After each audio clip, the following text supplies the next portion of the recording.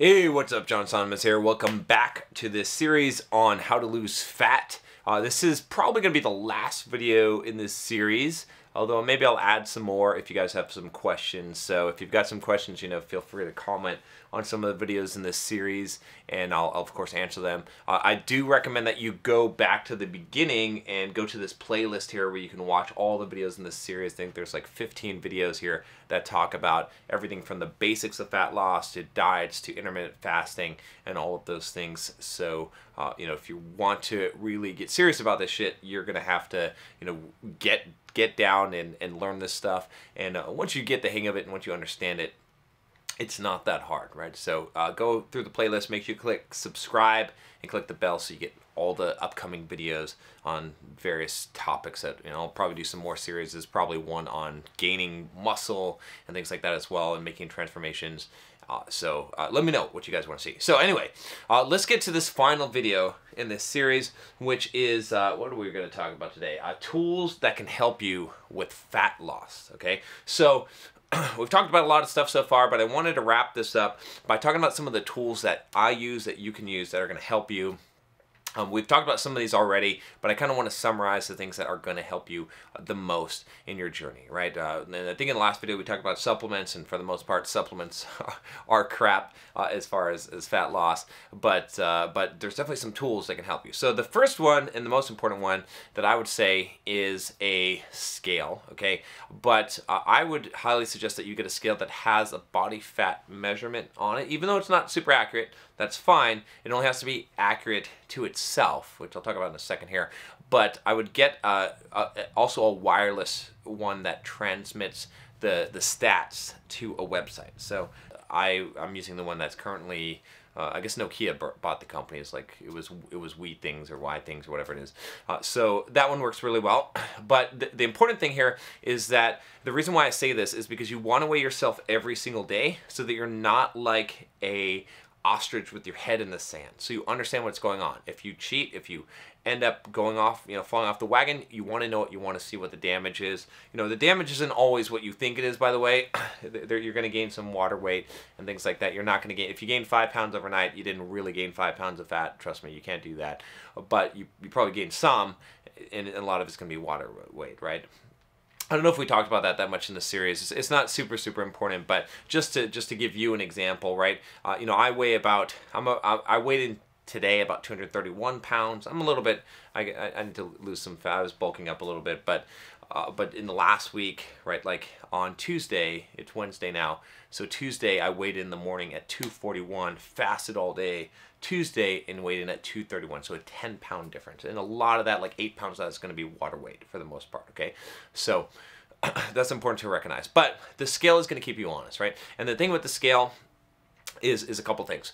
One, if you weigh yourself the same time, same level of dress every single day, you're going to have accurate measurements so you can chart your progress, which is really important, even on the body fat percentage, right? It's not going to be perfect, right? The bioimpedance that they use that goes through your feet sends electrical signal and measures the impedance, basically the resistance, is not perfectly accurate, but you can see changes over time, which is going to be really useful. One tool that you can combine with this is a site called TrendWeight. If you go to trendweight.com, you can hook this up to your measurements, to your account, and automatically track the weight on there. And what it will do is sort of give you like a rolling average, so you can see more accurately, because you're gonna have some spikes and stuff and things are gonna be off from day to day, but it's gonna kind of give you the curve, like are you going up or are you going down? So it's really important to have that metric, just so that you know what's going on and you can measure that and you can see your changes over time. I've got like 6 years, I think, of data going back of me weighing myself almost every day and taking body fat percentages, and I can go back and I can see the times where I was mostly in what was I doing. Unfortunately, I didn't track as well some of the routines and stuff I wish I had, but I could probably go back and correlate a lot of that data in the diet. Ideally, if I could track everything, that would be awesome, right? If I knew what I ate every single day, if I knew what my workouts were, if I knew what my weight and body fat percentage was, okay? Moving on to the next tool.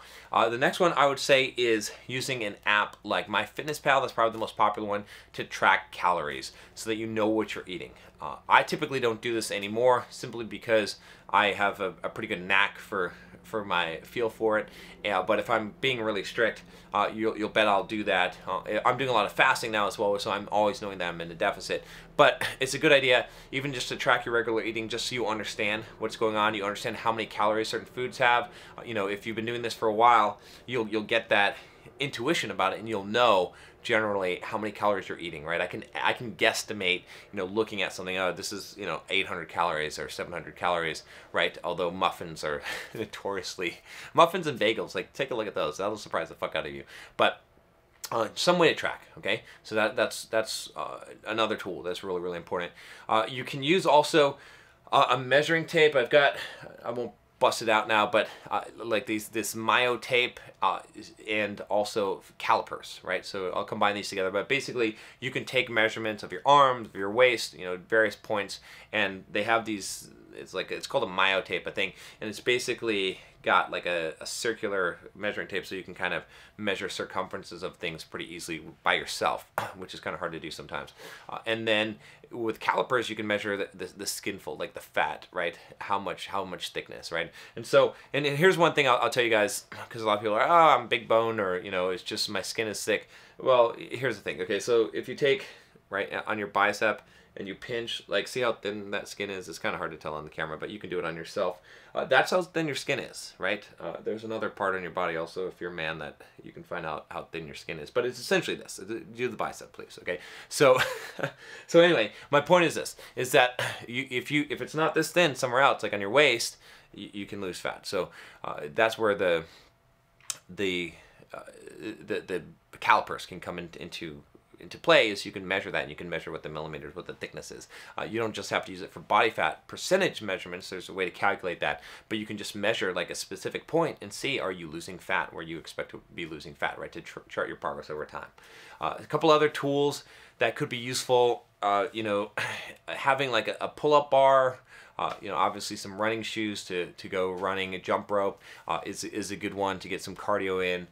You know, those type of things. But mostly, you know, like I said, the basics. The most important thing is going to be diet. Obviously, a food scale can be helpful as well if you're trying to like stick. You know, you're trying to figure out, calculate your exact macros, how much, you know, should you eat. You can weigh out foods. I try to avoid having to weigh out everything. I mean, it's useful to be super accurate, but I try to figure out ways that I can, like, you know, figure out how to do it without having to weigh everything out, right? One way is also like to figure out sizing, and then basically, you know, weigh something out, and then know, like, have a Tupperware where you know that this piece of chicken fits in this Tupperware in this size, right? And you can replicate that. Or if you're eating eggs, right, you can like fill it up to a certain line. Like, there's a lot of tricks that you can do for that. Tupperware is also really useful. If you have a bunch of Tupperware, you can just pre-make meals, that kind of stuff. So those are kind of the basic tools that I would say are useful for fat loss. There's really, you know, there's really not much else. There's no magic thing. No fucking ab roller or something like that is going to be magical for losing fat. It's going to be mostly diet. But the most important thing is the tools that let you track stuff, right? And if you're doing the weightlifting side of it, you want to track your workouts. You want to plan out your workouts. The bodybuilding app is probably the best. I did a review on that, I think. Here, you can check that out, but it's the bodybuilding app on the App Store that I use for all my lifting workouts. So anyway, that's pretty much the end of this series. Hopefully you've enjoyed this and learned a lot about fat loss. You know, go back, review. I encourage you to go back through the videos, watch them again, just to make sure that, you know, maybe that'll help motivate you and remind you of the things that are most important. Especially, like I said, if it's anything, it's diet, right? If you're gonna fast, that's gonna be the most effective fat loss. It's kind of hard to do, but, you know, you can do it for sure. And remember, you know, plan things out.